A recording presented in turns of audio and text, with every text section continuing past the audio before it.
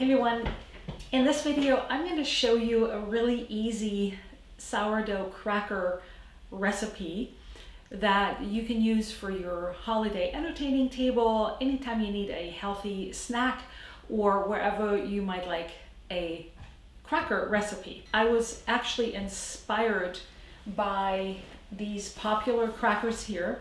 They're really good, except for one thing that I don't like, and that is that they contain, where's the ingredient list? And they contain sugar and canola oil. Canola oil is a rather inflammatory oil. They do also contain olive oil. So I created a recipe that doesn't have any sugar in it and doesn't have any canola oil in it.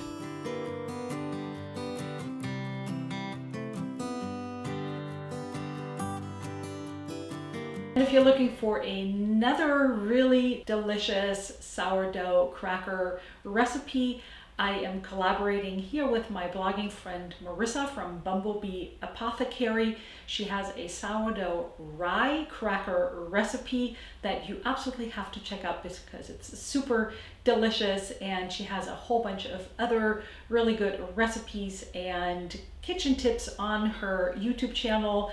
So please be sure to head over there and check her out.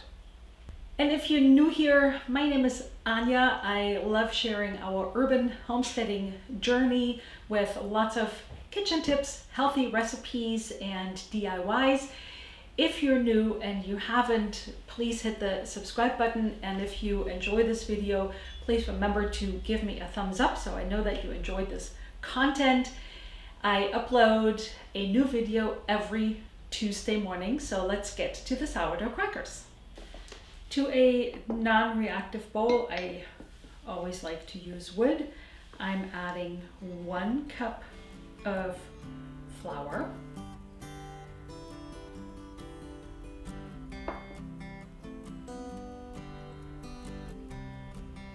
1 cup of sourdough starter. It turns out that I didn't quite have a full cup here, but that would be fine just as well.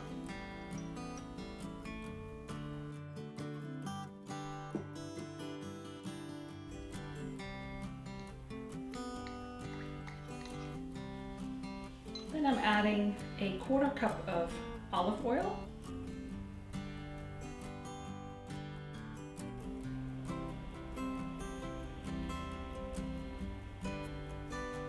1/2 teaspoon of sea salt,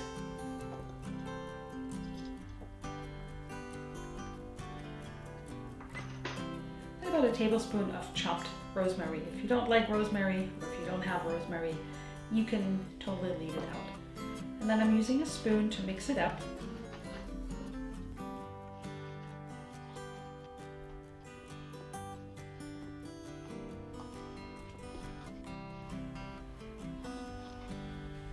As you can see here, the dough is still pretty sticky, so I'm adding another 1/4 cup of flour to it.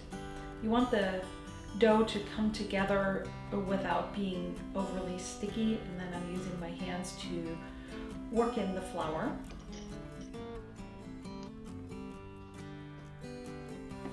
If your dough is still too sticky once you've worked in that extra flour, you can always add a little bit more. Just make sure to not make it too dry, so also the dough will soak up some and develop a little bit.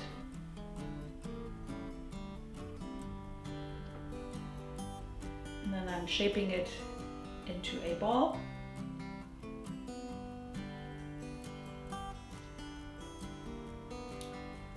And cover it with a beeswax wrap. Placing the dough into my refrigerator for at least 30 minutes, maybe about 2 hours. I'm preheating my oven to about 375 degrees. Now I'm taking my dough, and I like to use a silicone baking mat to roll it out, and I'm kneading it a little bit with my hands here. You can tell it's a pretty stiff dough at this point, and then I take my rolling pin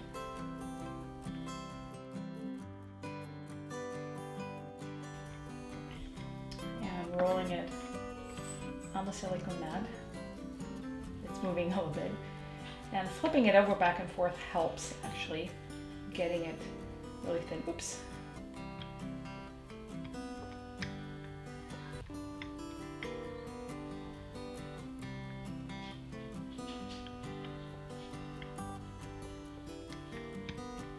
So the key to these crackers really is to get it rolled as thinly as possible, because you'll be amazed how much these crackers will rise. So I'm going to do the best to roll it on really thin. If you think it's too thin, then it's probably just about right.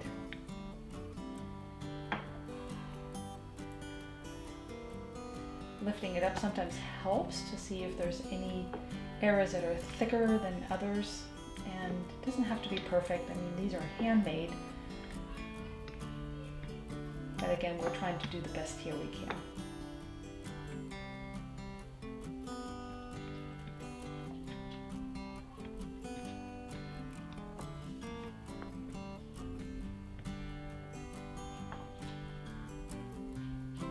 Lifting it one more time and flipping it over, it really helps getting the dough as thin as possible. Don't worry about the edges, again, that's handmade. It's part of the charm.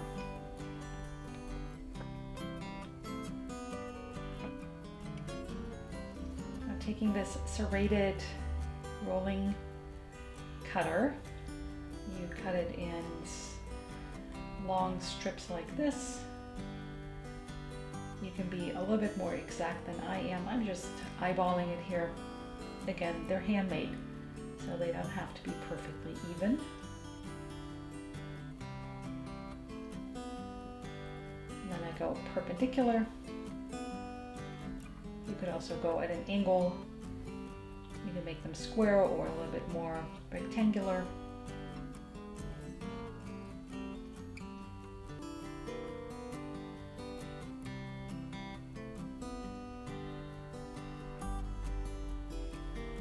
I'm taking a fork to prick the crackers, because if you don't do that, they will billow up and look like little pillows. So now on these ones, I just go in once, I go in twice.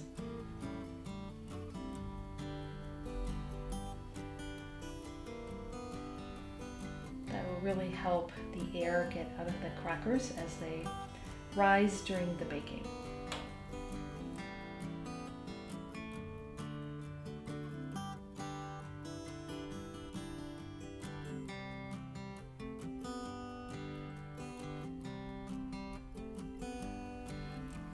Last little bits here.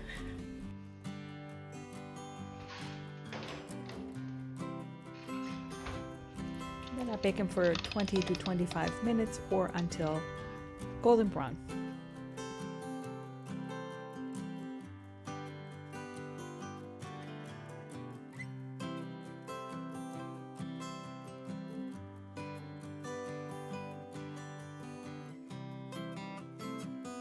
And here's your sourdough crackers. They are perfectly golden brown and crunchy. I'm going to have to chew them before I can continue talking. Go perfect with just a little bit of butter or cheese or whatever your perfect spread is on sourdough crackers. They're really easy to make. Again, they look beautiful. I like to store them in a, I should have eaten them before.